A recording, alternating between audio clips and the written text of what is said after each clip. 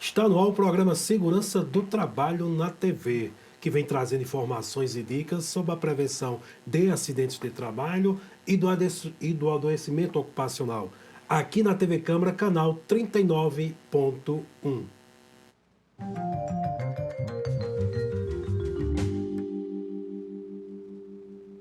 E o nosso convidado de hoje é Daniel Azevedo. Ele é advogado trabalhista, presidente da Comissão de Direito do Trabalho da OAB, Seccional Paraíba, também especialista em Direito em Material Processual do Trabalho pela Escola da Magistratura do Trabalho da Paraíba, assessor especial do Procurador-Geral do município de João Pessoa e professor em cursos preparatórios públicos da OAB. Seja bem-vindo, Daniel Azevedo, ao programa Segurança do Trabalho na TV. Eu que te agradeço, Nivaldo, pelo convite, né? Finalmente estou aqui. Eu que já acompanho o seu programa há bom tempo, sei da sua competência, do seu trabalho, da sua dedicação em prol da segurança do trabalho, não só aqui na Paraíba, mas no Brasil. Você aí que encabeçou o Abril Verde, eu te parabenizo por isso e muito obrigado pelo convite. Estamos juntos. Isso aqui é uma porta aberta para que todos os trabalhadores possam entender um pouquinho mais da segurança do trabalho. Mas, Daniel, quais foram as principais mudanças trazidas pela reforma trabalhista, na sua opinião? Você como jurista, você como é um advogado da OAB, o que é que você tem a dizer sobre esse balanço aí da reforma trabalhista? Olha, Nivaldo, a gente observou nesses últimos 2 anos, né, a reforma trabalhista entrou em vigor em 11 de novembro de 2017, uma série de mudanças em todo o nosso ordenamento jurídico. Eu não falo apenas da CLT. A CLT, que é por excelência o diploma que regulamenta as relações individuais e coletivas de trabalho, ela foi fortemente impactada em mais de 100 artigos.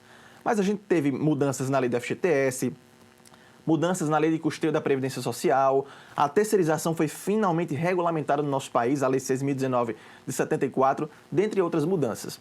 Mas das mudanças que nós tivemos com a reforma trabalhista, que é uma lei, a lei 13.467 de 2017, eu destaco o que nós chamamos de prevalência do negociado sobre o legislado.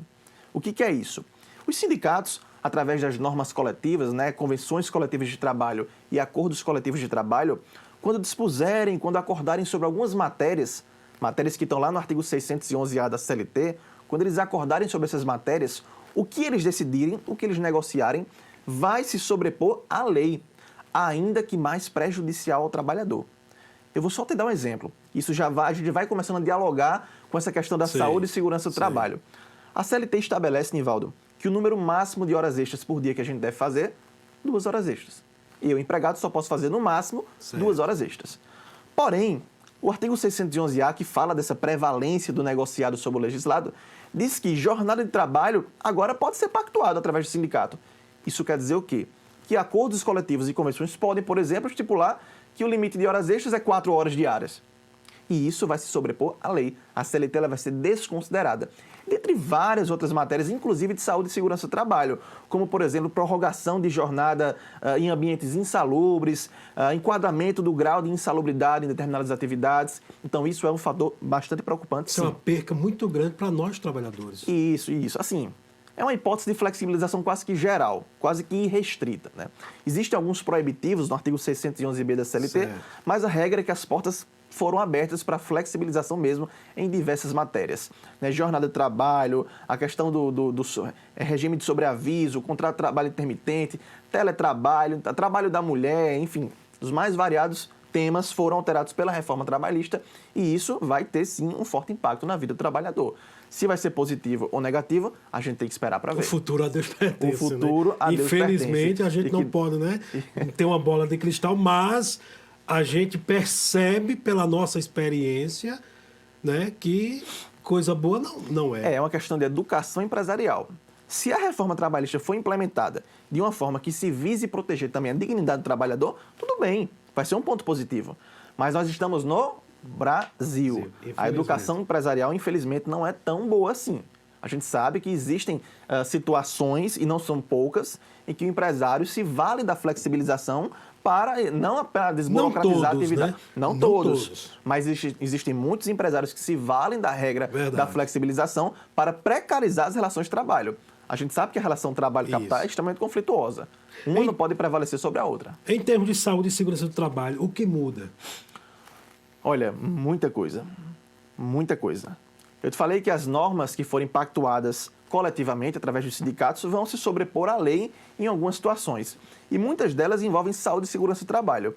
Essa que eu acabei de citar das próprias horas extras.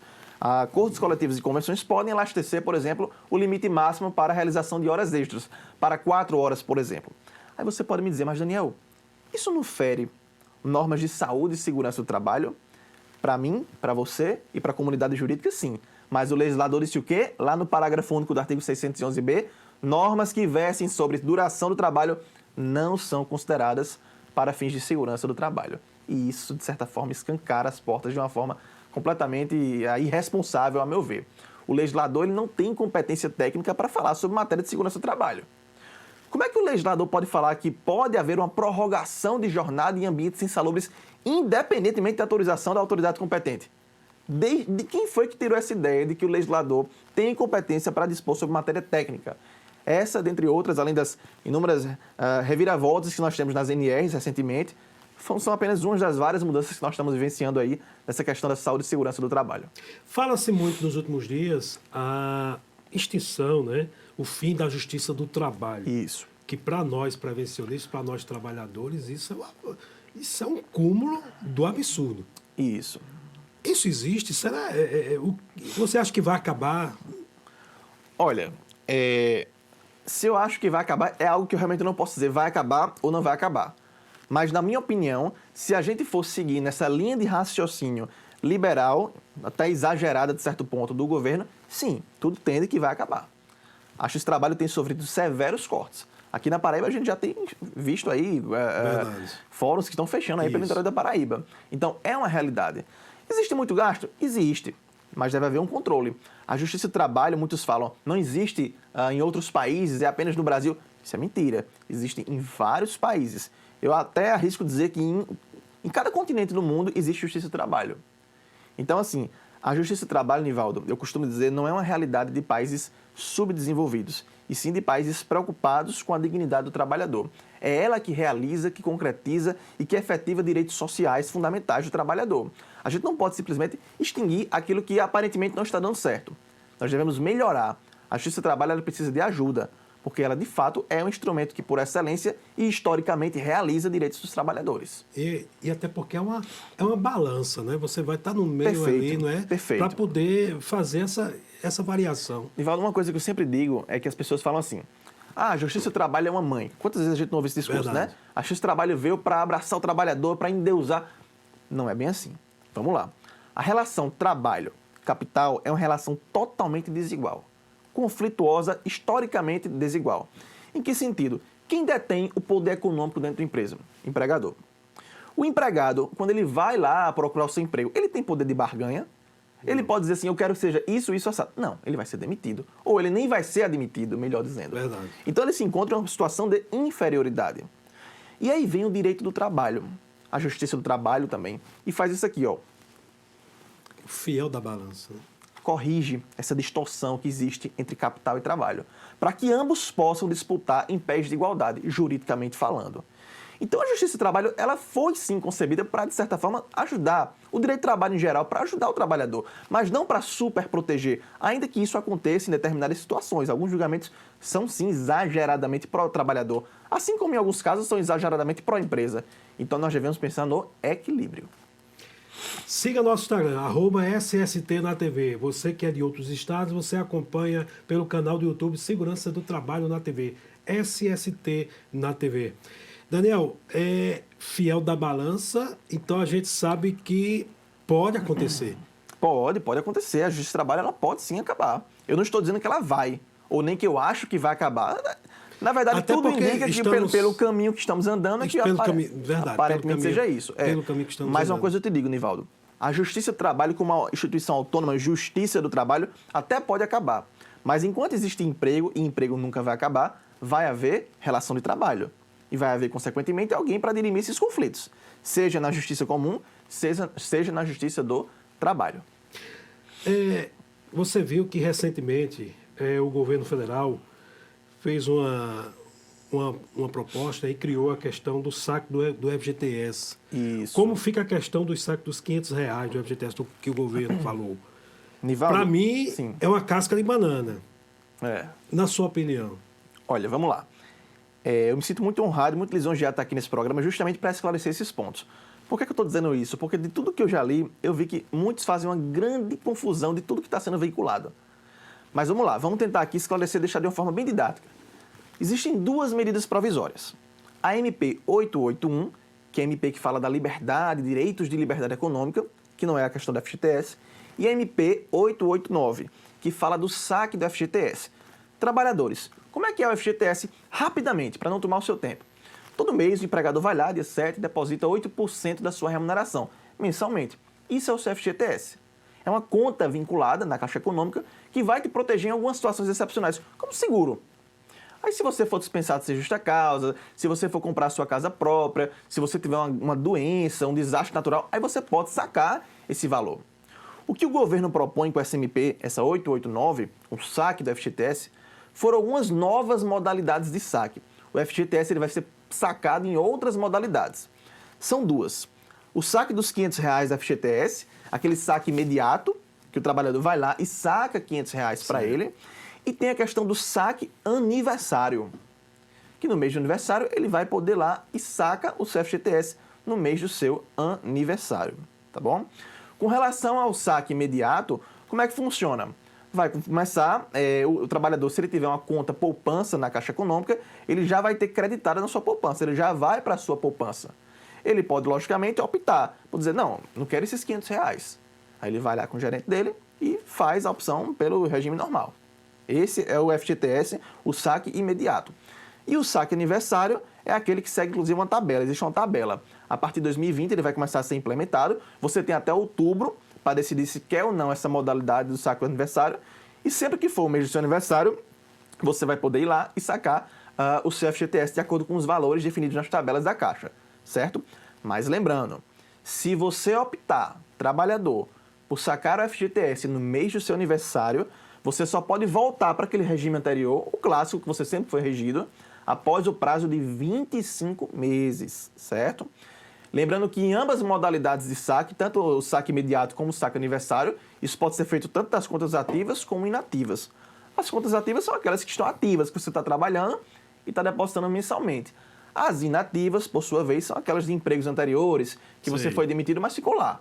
O seu FGTS, você não perde ele, você é dispensado, mas ele fica lá na sua conta. E ele fica rendendo, e o governo utiliza esse dinheiro para, por exemplo, programas habitacionais, enfim. E esse valor, agora com a SMP, o lucro desse valor, ele era de metade ele era repassado para o trabalhador. E agora ele vai ser 100% repassado do lucro para o trabalhador. Eu acho que nesse caso foi um ponto positivo, Nivaldo.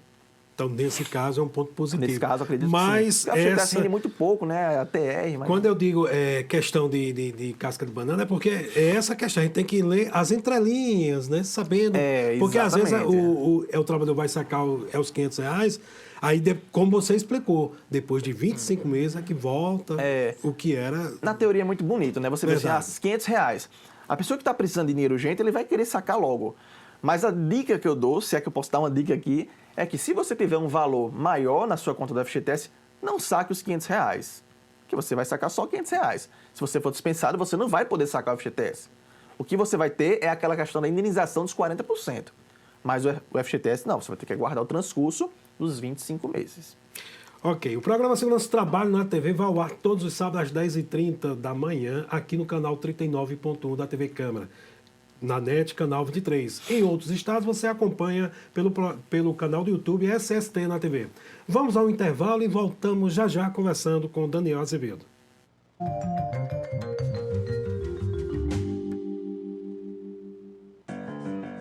Você fica constrangido quando encontra uma pessoa com deficiência? Então, está na hora de mudar. Deficiência não é doença e essas dicas são para você.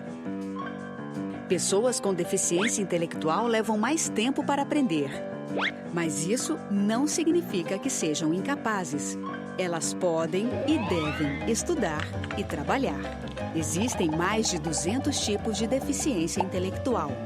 A síndrome de Down é uma das mais conhecidas. Não seja superprotetor. Se a pessoa com deficiência for uma criança, trate-a como criança. Se for adulto, trate como adulto. Ao pedir alguma coisa, se ela não conseguir fazer, mostre um modelo e certifique-se de que foi compreendido. E o mais importante, respeite o ritmo dela. Cidadania é saber conviver com as diferenças.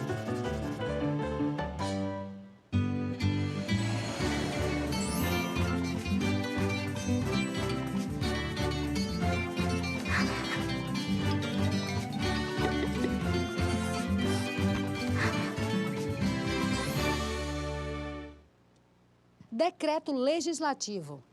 Regula matéria de competência exclusiva do Poder Legislativo, sem que haja necessidade de sanção do prefeito da capital.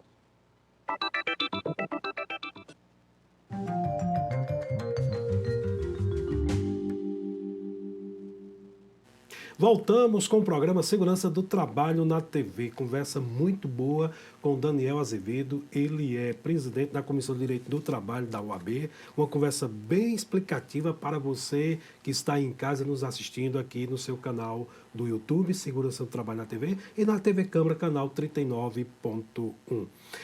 Daniel, as MPs da vida, medida provisória do governo federal, tem algumas aí que foram anunciadas recentemente. Isso. Tem algumas que são meio cabulosas aí. Conta aí pra gente, o que é que você pode falar sobre isso? Bom, vamos lá. A gente seguindo essa tendência do governo, a filosofia do governo é uma filosofia declaradamente liberal. Ressalto, não estou aqui para fazer juízo de valor, para dizer que eu concordo com o governo, que eu discordo, que eu sou isso, que eu sou aquilo. Não. Eu estou aqui, Nivaldo, para fazer uma análise eminentemente técnica da matéria. Tá? E a gente sabe que o governo ele tem a natureza liberal, uma natureza de intervenção mínima do Estado. E nessa onda de intervenção mínima é natural que ele edite algumas medidas provisórias, regulando algumas situações e afastando o Estado, tirando o Estado do protagonismo em algumas situações específicas. E uma delas foi a MP 881, que eu até mencionei aqui no começo, que é a MP da liberdade econômica. De uma forma mais abrangente, essa MP ela foi chamada de Declaração dos Direitos de Liberdade Econômica. Ela foi aprovada, ela foi editada, melhor dizendo. Inicialmente ela alterava alguns artigos aqui, questões empresariais e tudo mais. E depois veio aquela questão do jabuti, né? Cada um veio lá, Isso. deu seu pitaco. E ela se tornou teve mais de 300 emendas, tá? E alterou mais de 36 artigos na CLT, revogando vários outros, tá? Então, ela começou com uma proposta e terminou com outra, que foi uma nova reforma trabalhista. Então, quem disser que essa MP não está propondo uma nova reforma trabalhista está equivocado. Então quer dizer que, além daquela reforma trabalhista que ocorreu, já pode ocorrer outra? Exatamente. O histórico legislativo pós-2017, a produção legislativa é muito intensa. Veja só, a gente teve a Lei 13.467 de 2017, reforma trabalhista. Depois ela foi alterada. Certo. Algumas coisas até melhoraram com o MP 808, certo, mas ela não foi convertida em lei, então ela caducou, ela caiu por terra, tá? E aí depois a gente veio agora com o MP 881. E essa MP 881, ela faz uma série de mudanças já na reforma trabalhista. É a reforma da reforma, tá? Qual foi a finalidade? Eu até trouxe aqui uma colinha, certo, se é que vocês me permitem ler aqui agora para vocês, mas a ideia foi justamente essa, desburocratizar a atividade econômica, né? Limitar, como eu acabei de falar, a participação do Estado na atividade econômica. E segundo o estudo da Secretaria de Política Econômica do Ministério da Economia, o impacto da MP seria de causar um aumento de 3,7 milhões de empregos em 10 anos e uma alta de 7% no PIB. O prognóstico é positivo, mas não é isso que a gente não sei se é isso que a gente vai observar, né? A gente precisa ver para entender como é que isso vai ocorrer no caso concreto. Mas aí a gente sabe que ela tem até o dia 10 de setembro para saber se vai ou não vingar. Se ela passar, se ela realmente for convertida em lei e tudo mais, beleza, já está valendo. E eu acredito que vai ser. Mas pode ser que ela venha a caducar, assim como foi a MP 808. Aí, nesse caso, tudo que eu estou falando aqui para você e para a sociedade cai por terra também, tá? E foram várias mudanças que eu quero falar aqui com vocês um pouquinho. Então quer dizer que essa MP, ela abre brecha para que possa ocorrer outra reforma trabalhista e outras coisas. Vem aí teve a reforma da Previdência, que foi aprovada primeiro e segundo turno, e agora vai para o Senado, né? É algo que o trabalhador ele tem que se preocupar. Tem que se preocupar, porque foram várias mudanças. Mudanças no que diz respeito à carteira de trabalho, no que diz respeito ao trabalho em domingo, feriado. A gente teve mudança no que diz respeito à responsabilização de devedores, né, de grupos econômicos, a questão do controle de ponto, de jornada de trabalho. Uma coisa muito importante que tem tudo a ver com isso que a gente está conversando aqui agora, a CIPA. A CIPA agora vai deixar de existir, porque ela se tornou facultativa. Para quem não sabe, nos casos de micro e pequena empresa, não vai mais ser obrigatória a questão da utilização da CIPA. Se for empresa, no caso com a questão do ponto, né? Acima de 10 empregados, a partir de 10 empregados, a gente sabe que tem que ter a obrigatoriedade do cartão de ponto. Agora é 20 empregados, a partir de 20 empregados. Então vai começando a mudar aí essas questões. Fora a questão dos trabalhos em domingos e feriados, por que não? Bancos agora vão poder funcionar no dia de domingo, por exemplo, dentre outras alterações. Então, são questões que devem ser levadas em conta, sim, porque foram muitas mudanças e isso não vai implicar uma reforma, isso vai ser uma reforma trabalhista. Isso já é uma reforma trabalhista, entendeu?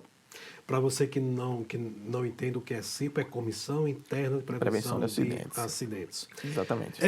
Daniel, e o que você acha, o que você enxerga do futuro no Brasil pós-mudanças? Essas que todo dia a gente sabe que tem mudanças aí, mudanças e mais mudanças. Se fosse mudanças para que o país realmente entrasse num caminho correto, onde que todos os lados tenham progresso, mas não, pelo que a gente está vendo, só um lado que está tendo o progresso, não é isso? Qual a tua visão? O que a gente tem percebido ao longo dos anos é que há uma exacerbação de uma ideologia em detrimento da outra. Ora a gente se preocupa muito com o social, ora com o individual, com a questão do meu, da minha propriedade, da questão do liberalismo, entendeu? E o que a gente está vivendo agora é o protagonismo do eu, é o protagonismo do minha propriedade, minha empresa, minhas regras. Estado aqui não vai dar pitaco, no mínimo possível. Esse é o contexto que nós estamos vivendo. Essa mudança de paradigmas, de certa forma, está sim acontecendo e nós estamos nos adequando a ela, tá? Mas a gente tem que ver, tem que analisar daqui para frente se isso de fato vai representar um retrocesso ou não, tá? As relações de trabalho elas estão se modernizando e a gente tem que se adequar a essa realidade, inclusive a realidade empresarial que também muda conforme o tempo. Então, pelo que nós podemos verificar, que a sociedade ela tem que interagir, ela tem que participar dessas discussões. Exatamente, tem que dialogar. O governo tem que ser muito transparente, certo? Não adianta dizer assim, a gente fez essa medida, tomou a medida e jogar para a sociedade. Tem que dizer por que fez a medida, qual é o motivo, qual é o impacto que isso vai gerar na sociedade. Fazer uma análise e ser transparente. Os trabalhadores estão muito mal informados. A gente vê isso no dia a dia. Nós tivemos uma reforma trabalhista que mudou mais de 100 artigos. Aí veio aí um MP 808. Aí nós tivemos aí uma lei que mudou a questão das gorjetas. Aí veio a terceirização. Os trabalhadores no país estão conseguindo acompanhar essa velocidade de informação? A meu ver, não. Entendeu? Então tem que haver transparência nesse sentido aí. Você falou sobre a reforma da Previdência. A questão do PIS, né, para quem... que mudou agora, né? Eu confesso que eu não vi analisado que agora, você trabalhador, para que tenha o PIS, né, você tem que trabalhar ter 2 salários mínimos, né? Isso, parece que diminuiu para 1.300 ou 1.400, alguma coisa. Isso, tem uns requisitos. Eu confesso que eu ainda não vi essa parte do PIS. E essa nova reforma que foi aprovada agora tirou essa questão. A questão da MP 889, né, da FGTS, teve algumas mudanças no PIS também nesse sentido aí. Mas, infelizmente, a gente tem que aguardar. É uma medida provisória. Vamos aguardar ela o desfecho. Pode cair por água abaixo. Pode cair, exatamente. Vamos aguardar o desfecho dessa história. Entendeu? E você como brasileiro, você como advogado, você como professor, o que é que você acha do futuro Brasil? Nivaldo, o futuro do Brasil ele é muito incerto, ele está muito nebuloso. Nessa perspectiva trabalhista e também na perspectiva econômica e política. A gente sabe que nós estamos vivendo uma grande balbúrdia de informações, tanto política como econômica e principalmente jurídica. Na perspectiva trabalhista, eu confesso que eu ando meio assustado. Para os estudantes, eu digo, olha, não compro mais nem livro de direito de trabalho, nem processo de trabalho, porque você só vai ter mudança. E a gente ainda não chegou num ponto de estabilização, de dizer assim, ó, pronto, agora é isso. Vai ser isso por um bom tempo. A CLT é de 1943, da década de Vargas. E a CLT ela passou anos e décadas naquela mesma perspectiva. E aí veio uma reforma trabalhista que, coisa de menos de um ano, alguns meses, mudou tudo isso, praticamente do dia para a noite. Então, me perdoe pela palavra, a porrada é muito intensa. A gente está meio atordoado com todas essas mudanças. São situações que a gente estava acostumado a ver por muitos e muitos anos e agora não existe mais. Por exemplo, a questão das horas in itinere. Você que fazia o percurso casa, trabalho, trabalho-casa, né, com transporte, concedido pelo empregador, desde que o trajeto não fosse servido por transporte público, você recebia por isso. Você agora não recebe mais. Algumas parcelas, como ajuda de custo, diária, alimentação, que tinha natureza salarial, agora tem natureza indenizatória. E tudo isso vai aparecendo no nosso dia a dia e a gente não vai se dando conta. A contribuição sindical a gente sempre pagava, né? O antigo imposto sindical, agora não tem mais, agora é facultativo. Gestantes e lactantes, elas, com a reforma trabalhista, foram meio que obrigadas a trabalhar em locais e atividades insalubres, desde que apresentassem um atestado médico que dissesse, ó, você não pode. Graças a Deus o STF foi e derrubou, e agora gestantes e lactantes não podem mais trabalhar em atividades insalubres. Isso seria absurdo. Nossa, completamente absurdo. Como é que o legislador, como eu te falei anteriormente, tem competência para dizer, você, gestante, pode trabalhar em locais insalubres? Ainda que a atividade não apresente risco, mas o que está em jogo não é nem a gestante, é o feto, é o nascituro, entendeu? Então tem que haver uma ponderação aí, tem que haver um equilíbrio que eu percebi que não tinha desde o início, né? Agora, a gente está judicializando algumas questões e o STF está pacificando algumas delas, entendeu? É assim que o rumo está. Pelo que nós podemos ver é que a CLT, ela é arcaica, lógico. Isso. Agora, o que está tendo das mudanças não tem a negociação, não tem a conversa com a sociedade. Não a tem. sociedade não participa, então vem de cima para baixo. É, de cima para baixo e de goela abaixo. Entendeu? Porque a gente está engolindo essas mudanças e não estamos tendo a possibilidade de discutir, de debater e de se contrapor. Infelizmente, o governo instituiu essa política neoliberal, de certa forma, com muita intensidade e de uma forma muito exagerada. Nós estamos tirando o Estado e vivenciando o protagonismo do eu, do meu, da minha propriedade, da minha empresa, minhas regras. E o trabalhador está tendo que aceitar isso quase como um contrato de adesão, que ele não tem possibilidade de discutir as cláusulas. E essa é uma realidade que está entrando na vida da gente cada vez mais de uma forma muito violenta. Eu acho que deveria ser feito diálogo com mais intensidade para que as coisas pudessem se harmonizar de uma forma mais correta e mais responsável. Meus amigos e minhas amigas, está pertinho de finalizar o nosso programa aqui. Muito obrigado, viu, Daniel, pela sua participação. Fica aí suas considerações finais, mas antes das suas considerações finais, quero mandar um grande abraço para o Paulo Maia, presidente da OAB. Sim, doutor Paulo. Grande amigo, grande parceiro, o Rodrigo Dalbon. Com certeza, Rodrigo E Dalbon. são parceiros desse programa e são parceiros dos trabalhadores, dos técnicos de segurança e de todos os prevencionistas do nosso estado e do Brasil. E também a OAB pode ser, a gente criou, é o Abril Verde, né? O Programa de Segurança do Trabalho é o único no Brasil em TV aberta e também a OAB pode sair, vem novidade por aí para o pessoal de todo o Brasil, todos os prevencionistas, é a criação da Comissão de Segurança do Trabalho dentro da OAB, que já está tendo essa discussão, e a OAB será a primeira OAB, Paraíba, né? Paraíba, para o Brasil todo, isso para a gente é maravilhoso. A gente tem que dar exemplo. Uma comissão para discutir, até porque do jeito que vai acabar não tendo nada de segurança do trabalho. Com certeza. A ideia é que a gente se fortaleça cada vez mais. As instituições, para mirar nessa ideia da proteção do trabalhador, da saúde e da segurança do trabalhador, porque interessa a todos nós, não é isso, Nivaldo?